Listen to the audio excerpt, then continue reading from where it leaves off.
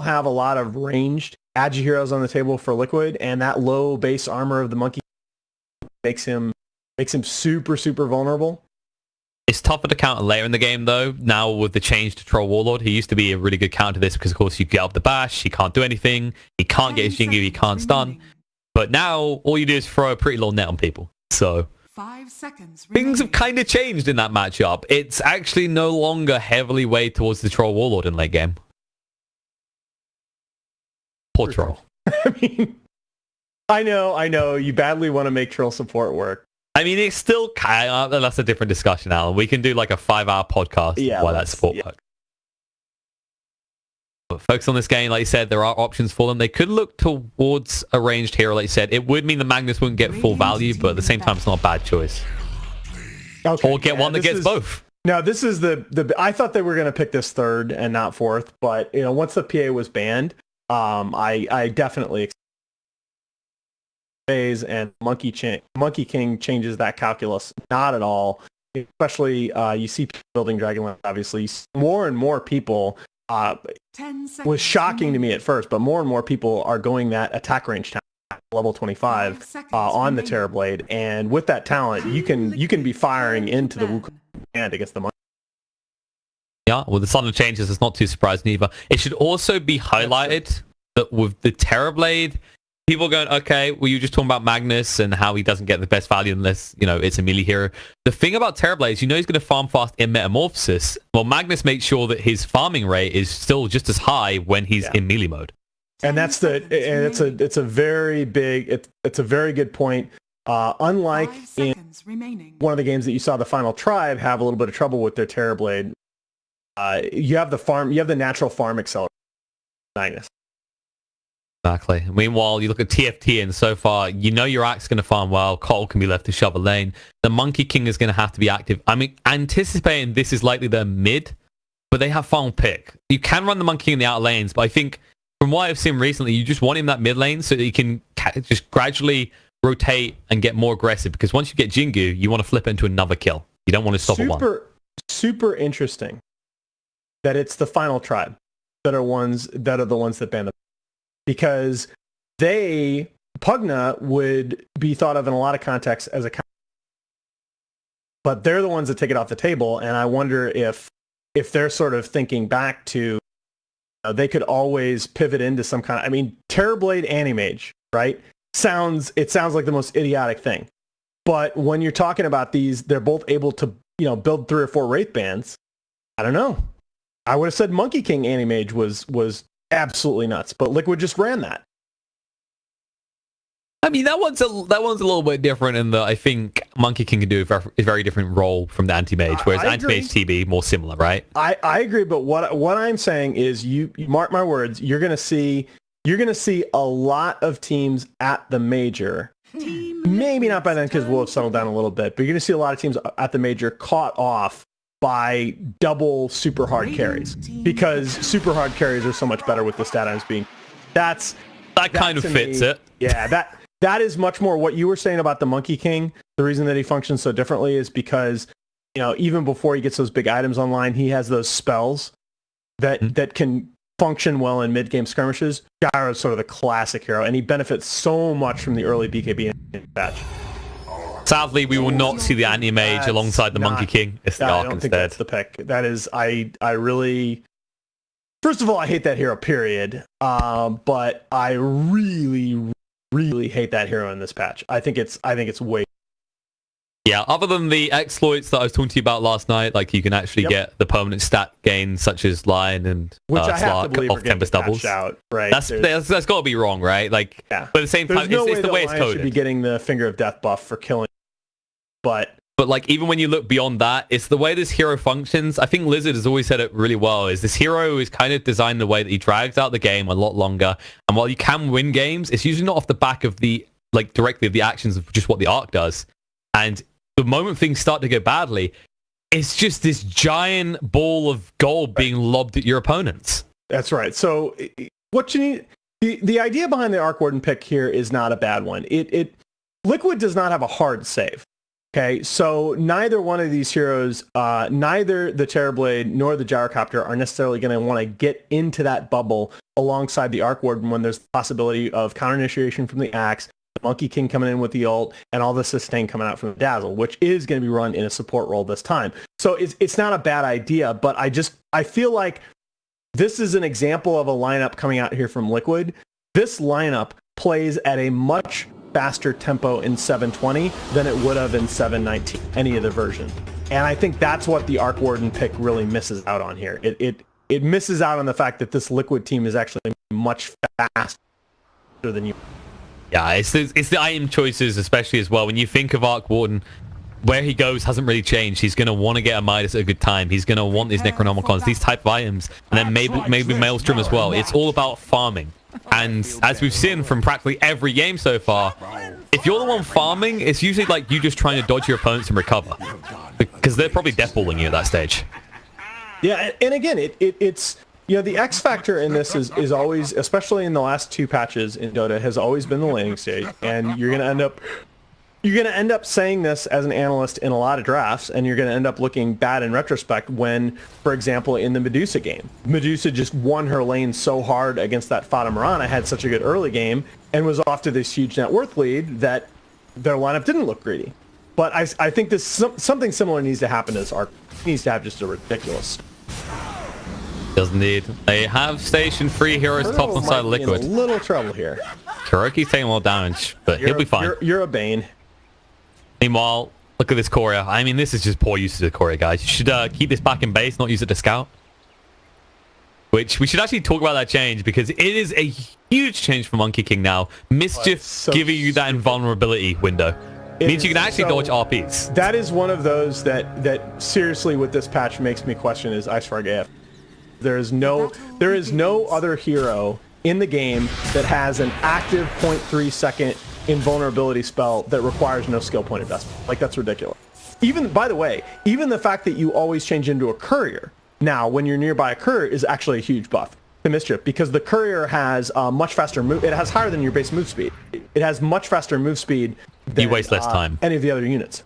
Yeah, you waste less time at the start, for example. Yep. And I think the big thing, actually, we've kind of been so focused on this Monkey King. One thing we probably should have highlighted is the fact that this is a Magnus support. Sure. Liquid, you're right. I didn't talk about that nearly as much. Liquid has played around with it in the past. Yeah, we don't see it too often. Usually it's off lane or mid, but GH Magnus can work pretty well, especially with a Bane. This hero hits hard already. Well, along with the Brain Sap, you can force anyone out of that lane. I'm a little bit surprised that they did it here. I mean, I think that, it's a good read. It's a good read, because Mind Control is just going to need so much less help down in this bottom lane, playing as the same would have as the Magnus. And they don't even necessarily need to swap the lanes. They probably will at some point. Well, Mind Control can do okay. It's true. You've always got Sandstorm, and we've seen what happened when TFT had the Sand King and how many centuries they commit to keeping themselves safe. We'll see something similar. The big question is going to be like, does he have to let the monkey that caustic start? I feel like part of the plan also with giving the Empower role to the support here is to try and pressure Axe a little bit. And actually, they're going to pressure Dazzle instead. What's he doing in Hanskin? Questions will be asked. Beautiful body blocks come out from GH. And now they'll just harass Jansen fan as well. And again, when you talk about the typical core position player being played in the 4 role, what's the best thing that can happen at this point? Giving that hero first blood, getting him off to that strong farming start. Can make all the difference. The other thing also about this Empower Magnus support is you can go and you can actually just try and farm a little bit in the jungle. It helps if your lane starts to flip back to you, is the point. Like, you want to be on the lane, but if things start to go bad, you can always kind of pivot back towards that after a few levels. Still a little bit of a concern here. GH is kind of abandoned the bottom lane. He's going to give up a lot to Chessie here. Remember that denies now give gold for carry players, so that's going to let Chessie get to his next item that much faster. Axe? Oh boy, Matu, okay. He's playing way too close to the tower, and Matu just steps in, slaps on the nose, and says no. I'm sorry, guys. He's not. I should have seen that. He's not supposed to die in that lane. He really isn't. It's basically, for an Axe, we said the Empower might be a little bit annoying, but it's this kind of slow whittling down. It doesn't just kill you like that. It's not an Axe. It's an Axe Dazzle. Like, I don't care if you're against your heroes. You're not. I mean, okay, the Dazzle is still level 1. going to get his level here off the next creep kill, but you're not supposed to die. Now he's feels like he's got to dip off into the jungle here. Definitely. We haven't talked about the mid lane just yet. There's already a little bit of a lead build for Miracle, and I think the thing to highlight here that makes this terribly favored is usually Spark Wraith will someone down even when they got this much armor, but he's got illusions that will just tank all of that every time.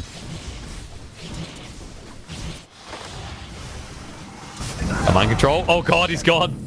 They slap down a sentry and they punish him for trying to do what an axe would do. I don't blame him though. That's a big... There's a big difference there in it, that's kind of supposed to happen. You're trying to play the lane this probably like par is at least. Looks like I play around with Hands of Fan a little bit.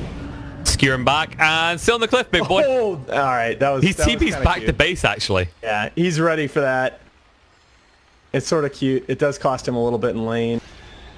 Yeah, he's going to miss out more. And, well, Axe is this hero. We don't usually talk about his weakness because we don't see it much at the moment. He's usually this hero that gets a lot in lane. The problem with Axe is great stats to begin with, bad stat gain. This hero doesn't do well from behind. Yeah, and I'm starting to get concerned.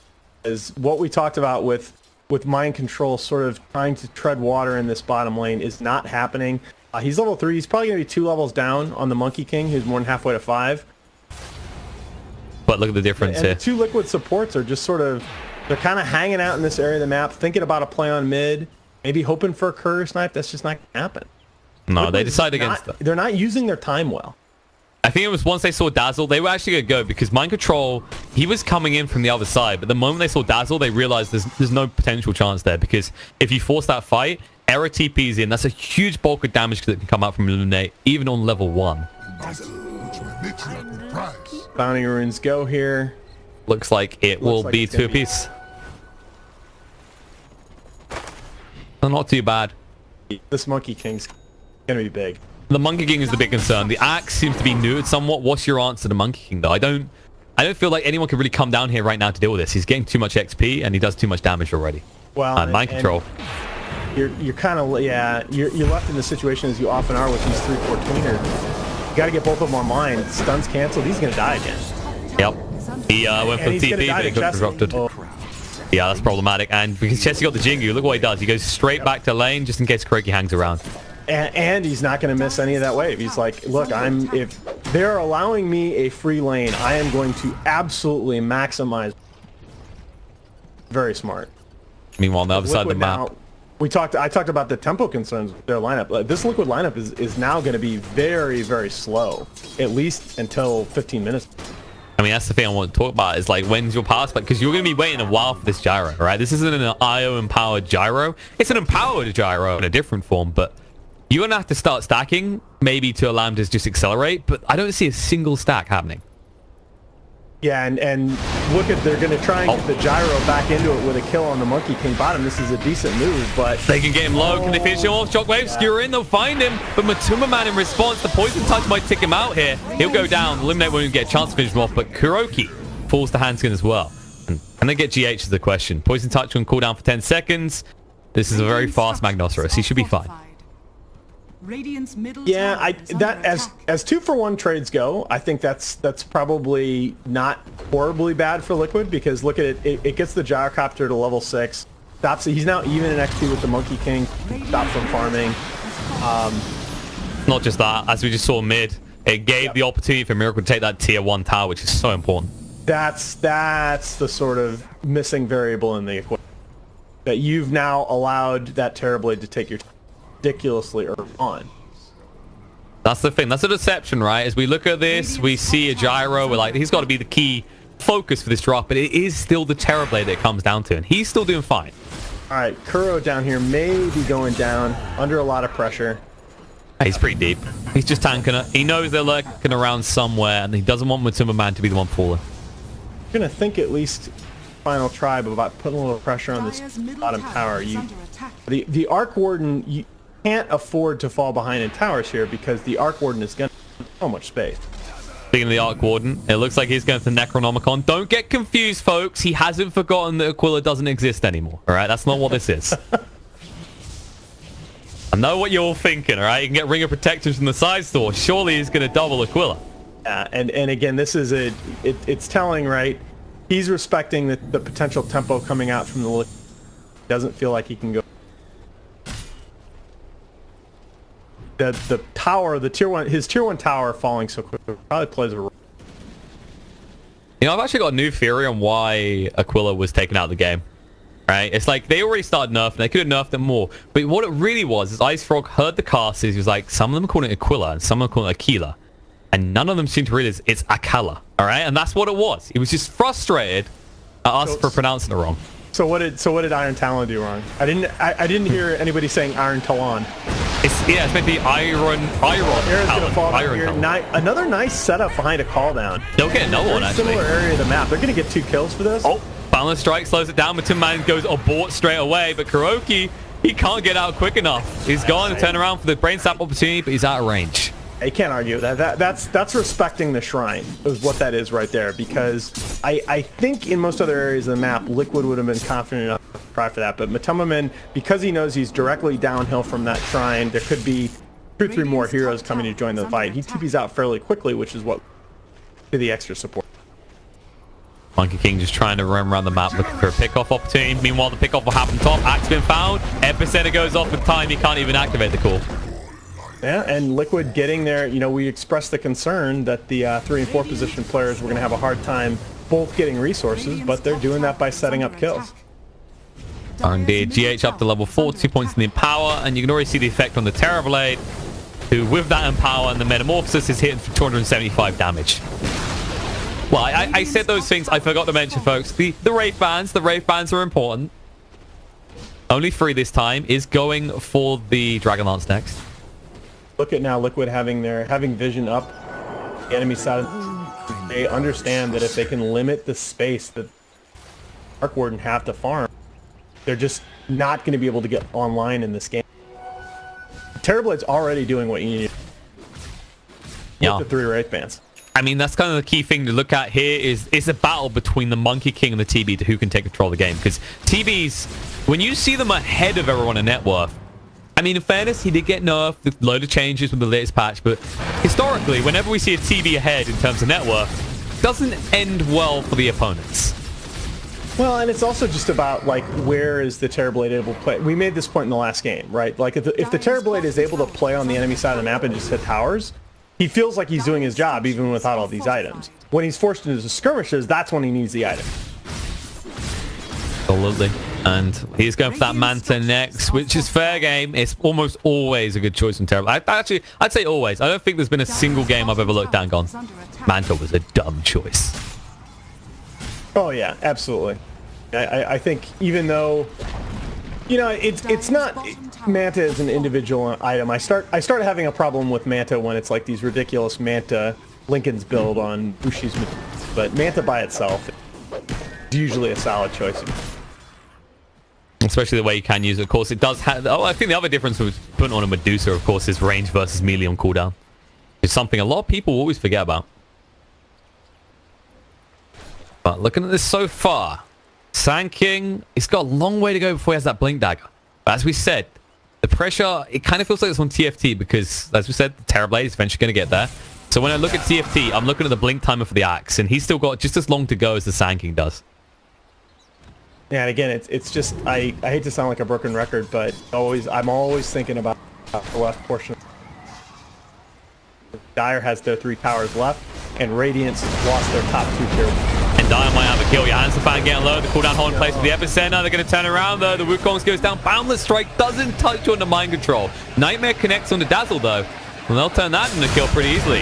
There it is. Fire Strike through. They'll clean him up. They actually do lose Sand King though. That was a slight mishap. No, it ends up being a pretty nice trade from the side of TFT, and I thought that the axe was a little bit low, and so Chessie had to throw out his Wukong stand maybe a little earlier, a little farther back than he wanted to. If that Wukong, they might have had kill threat on the gyro, but you know that fight ended up working out, and I think that's something they got to be really happy about. Oh, when I say mishap, I'm talking about the Sand King deciding to throw his life into a Wukong. Oh, well, yeah, okay, that's it. Yes, yes. Mind control, you're a little bit, well, I mean, that's the thing. It's mind control's used to being a little bit more farmed at this part of the game. That early start, he's caught up nicely, and he's at a level of farm that most offlaners would be perfectly happy with at 13 minutes. But when you're mind control and you're just used to getting everything you want in the early game. Way to make him sound like the sport kid. Dire's top tower is under attack. Oh, Kuroki. Right. Nightmare's gonna come out, but guess what? Jesse came to party. Cool down, be thrown down. But Timmerman knows it really won't have too much of an impact here. Gansafan will at least be forced to TP. Oh no, Skewer! GH with the blink here, perfectly placed to make sure this happens now. Gansafan being pulled left, right, and center as they run down a secondary kill into Hanskin as well, courtesy of this terribly. Yeah, that's a good read. I mean, Liquid knows, again, the area of the map that Final Tribe need to contest, and that's a good read of Miracle already being on the way. There is another problem to consider here, which is, as we just saw him get one of them there, Miracle's been pretty on point with mirroring a lot of what Frost is trying to do, which means whenever he turns up, he usually gets at least one of these Necronomicon creeps.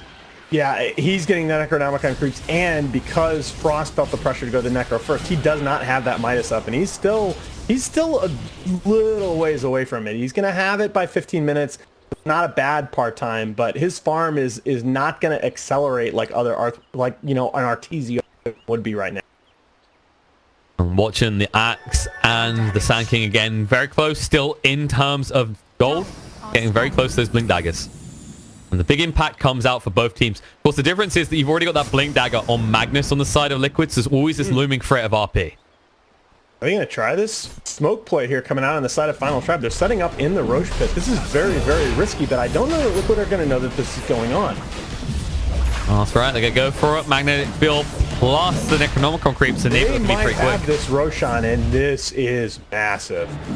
Especially considering just the balls on these guys to sneak in there. This Team Liquid with tier 1 standing. Like, this is a team that would usually read this pretty quickly, but you don't expect this. Not at this stage. At this point, the alarm bells are going off in Liquid's heads, but... Man, you assume it's over. Yep. Unreal. Great read here. Yep, they'll pick it up. There we go. Egg gets to give it a Frost. You know, this is the kind of play that I think as TFT that I think you have to try when you're playing against the Liquid. Okay, yeah, you know, it can go spectacularly wrong. You are playing against reverse polarity, epicenter, call down, etc. in the Roche pit, but you have to take a chance here and there. And like you said, this is the vehicle that's going to enable them to equalize the map situation. I think the other interesting thing to look at here is when you think about what they've done here, is their draft. They've got two hard hitters. They've got the Monkey King and the Arc Warden. But because they've got Dazzle on the lineup as well, just securing that Roche gets you so much value. Because when you're in a fight, who the hell does Liquid target now? They have to get a great AoE stun. Well, it just gives Arc Warden that couple minutes of just finish Midas to know that he's going to be pressuring objective, getting farm. Now they're going to be able to get a little bit of a trade. Again, this is what we saw happening in the last game. That Liquid, because these outer towers are now just so fragile, relatively speaking. They're going to be able to get that tier 2 bottom as a trade, but again, as the Final Tribe, you are more than happy with that, especially if you can complete the job here on this tier 2 top. Doesn't look like they'll be able to. Imagine Liquid's going to come in to defend. They have. They've smoked up. And they actually TP GH on the tower, so they'll know the smoke is going on. Yeah. But that's kind of how Liquid want to play. Is when you TP someone in there and it's obvious that they're smoked, it's just you're trying to force them off tower. And farm some nice little Necronomicons on the way out as well. And that's fine, but again, the tower being down to 25-30% is very, very significant here, because as Liquid, you have to actively defend that part of the map now. Absolutely. And boy, mind control needs to be a little bit careful here. He's super deep. Balance strike, there's the call coming through. They'll leap in, and they'll finish him off. That was... Need the dunk. I mean, this is what you're talking about. This is the signs of a man who's used to getting what he wants, being denied at every turn by the side of TFT. They found the weak point, and they're going to keep pressing on it. How often do you say mind control is a weak point? I mean, and you look right. This is, I believe, what you're talking about. The Terrorblade is off to this big net worth advantage. He's farmed, man. I mean, he's got his butterfly. He's feeling very powerful. But we're now at the point where TFT is, they're going to get online, and they're going to be able to bring sustained objective pressure onto that side of the map. This Terrorblade is not just going to run roughshod and kill all your towers. Yeah, he always has to be eyes open to what's happening with this, especially with Arc Warden, who he's not going for Boost of Travel anytime soon. He's going for the Maelstrom next, but if he just dips down into the Boost of Travel afterwards, suddenly you're always looking back at your base, because an Arc Warden, even at this stage, does a lot of damage to your buildings. It cannot be said enough that the strength of Liquid is so much in their farm distribution that they're able to keep 4 heroes up in farm. And in this game, despite the fact that, you know, Miracle and Matumbaman are off to the farm advantage, they lead the map. This is not the kind of farm numbers we're used to seeing from GH and Mind Control. Like, we're used to seeing them like almost even with the enemy cores. But this could change now. They could actually get a big influx of gold if they find a good team fight. They've smoked up, and this would be the BKB reveal in the gyrocopter. Yeah. And they find error. But unfortunate that, yeah, their target of opportunity is going to be the Coddle here. They can turn it into a tower push though. They got the Metamorphosis. They're going to turn it into the tier 1 mid, and that's gonna offset a lot of the map pressure. Oh, okay, maybe they're... Yeah, Matumbaman wanted to find more. He's feeling a little bit greedy. They should really go back to the tower and clean it up before the pressure starts to top. I like getting the 2 wards down though. This is they're going to basically, I think they're going to try and set up get 2 links for 1. They could possibly. No, yeah. That top lane is just the top lane is too far gone. The lane equilibrium, right? That's the result of losing your own tier 2 tower. Yeah, so you just take the tier 2, then you put like 1 or 2 people at the tower top, and then you push out and maybe kind of enclose. Or maybe this instead. Chessie's pretty deep. Skewer. Oh no, he got the tree. He got the right one. Monkey King. And the Enfeeble just stun locks him in. He's dead. Yeah, you have to be aware. I mean, there's really only one tree to shoot. Oh boy. Perfectly done by GH. It looked like he was actually going to skewer the wrong way, but he knew exactly where his target of opportunity was. You're GH. You don't skewer them. That doesn't happen. Radiant's courier. Oh, Courier? Oh, that was a Maelstrom. Hello. Miracle. Hello. And he found Frost as well. That's not only going to be the Aegis. He can get second. My disaster. GH is here as well. He can go for the RP play if need be. You have to be careful even contesting this. Yep, they actually have to let him die. Frost go get another skewer. He found him as well. Error. A 1-hit. Shockwave finishes him with GH. Patiently waits. And it's a DD still a Miracle. He can get some damage in this tower before it runs out. Oh my gosh. Look at this Terrorblade's damage. This tier 3 is... Call me Mr. Backdoor. Okay, thankfully the DD expired, so they're not going to just get a free tier 3 tower. You say that. Oh, no, come on. Look at his damage. Look at his... The creep wave is not even here yet. Call's going to come out. Your hands are fan. That tickles. You're a funny boy. Oh, jumping in. RP's going to be there. Tessie got found again. He BKB'd up, but their damage is so much. The Beanscript just to ensure. Oh my god, he's gone again. Just slipped out of control for TFT so quickly. And he has no buyback. And they've got 2 lanes exposed. They can go straight mid if they want to. Wow. They've still got the epicenter. They actually don't have to back away. The BKB won't be available for Monkey King when he's up either. Oh, I thought Chessie getting his BKB off there right as the RP was used might end up working out, might end up saving his life, but they had the Fiend's Grip in position. Miracle was in position with the meta still up, man, and in power on. That's just... the turn of events here for Final Tribe in the last 2 minutes is just really unfortunate. Because I felt like they were going to get to play... I felt like they were going to get to play their draft, that their Arc Warden was going to get online, and we were going to at least see what this lineup is capable of. But the death in the Dire Jungle by Chessie, you get Frost picked off in the bottom lane off a good rotation, and now all of a sudden you're down a lane of Rax. You're just back on your heels in this game. And I think the thing to highlight as well is, at this level of play, there's no doubt someone like Chessie could dodge out the RP with the Mischief. But I think... The thing that really distracted him was that call move, right? The way they dragged them across. I don't think he was prepped for an RP. He wasn't maybe looking at his own camera, his own hero's camera. I agree, and that happens a lot during base defenses because there's a lot that you're trying to check on.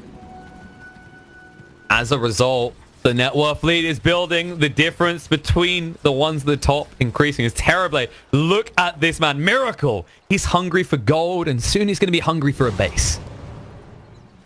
Yeah, actually, he's got enough for the Skadi if he wants it. He's got an Arcane Rune as well. Oh, he's no. Getting so... Oh, come on. You know, OS Frog. Now, he's getting so far ahead at this point that the fact that his Sand King and Magus aren't really even that...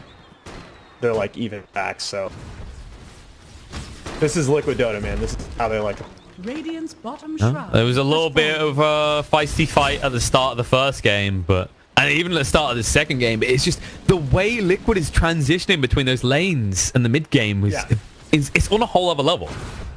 Yeah, I just, again, I think that you expect a veteran team like Liquid to catch on to a new patch quickly, but they're not afraid to take these trades. They're just making sure that TFT's got a scary push, but as long as we're getting some towers in exchange and our cores are farming, it's fine. Miracle. Oh, and there's another go in. Actually stun up on Axe. He's not going to be able to initiate for his team. He's controlled up here, trying to get a move on the Timberman. The BKB comes out, and your Hansen fan's gone. Now the Wukong goes down, but Chessie, doesn't matter how much he missed, if Miracle hits too hard, this could easily be over. Yeah, they're going to go in. Oh, the RP, the Barret Strike. They skewer them all back. Terrible consequences for TFT as they get wiped, and GG comes out. Yeah, Liquid's going to do this to a lot of teams, okay? But I said in Game 1, we were talking about this, that I thought Final Tribe in Game 1 looked like